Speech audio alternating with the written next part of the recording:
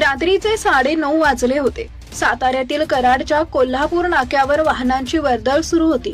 शेकडो वाहनांच्या दिव्यांनी परिसर उजळून निघाला होता. मात्र पुलाखाली एक तरुणी मात्र अंधारात हरवून गेल्यासारखी बसली होती. अनोळखी शहर, मनात भीती, डोळ्यात गोंधळ आणि कुठं जायचं, कोणाकडे जायचं याचा तिला पत्ताच नव्हता. कर्तव्यावर असलेल्या वाहतूक शाखेचे पोलीस शिपाई आशिष पाटील आणि नवनाथ पाटील यांच्या नजरेत हा प्रसंग आला. इतरांसाठी तो कदाचित गर्दीतला आणखी एक चेहरा असता, पण त्या दोघांनी तिच्या चेहऱ्यावरची असहाय्यता ओळखली. ते तिच्या जवळ गेले, आपुलकीनं विचारपूस केली. भयभीत झालेल्या त्या 29 वर्षीय तरुणीला सुरुवातीला स्वतःच्या नावाशिवाय काहीच सांगता येत नव्हते.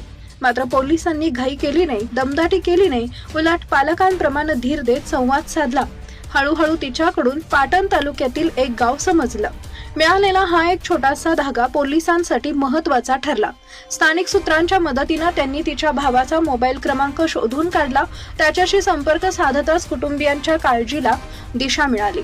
नातेवाईक पाटणहून कराडला येईपर्यंत आशिष पाटील आणि नवनाथ पाटील तिच्या जवळच थांबले. भीतीनं आणि तणावानं ती भुकेली असल्याचं लक्षात येताच त्यांनी तिला नाश्ता दिला. काही वेळानं तिच्या चेहऱ्यावरची भीती कमी झाली. मध्यरात्रीच्या अनोळखी शहरात तिला खाकी वर्दीत 2 आधाराचे हात मिळाले होते.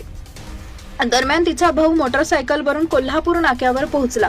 आवश्यक खातरजमा व कायदेशीर प्रक्रिया पूर्ण केल्यानंतर पोलिसांनी त्या तरुणीला सुखरूप भावाच्या ताब्यात दिले. काही तासांपूर्वी काळोखात हरवलेली तिची वाट अखेर घरच्या दिशेनं निघाली. या घटनेत पोलिसांनी केवळ कर्तव्य बजावलं नाही, तर कर्तव्याच्या पलीकडे जाऊन माणुसकी जपली.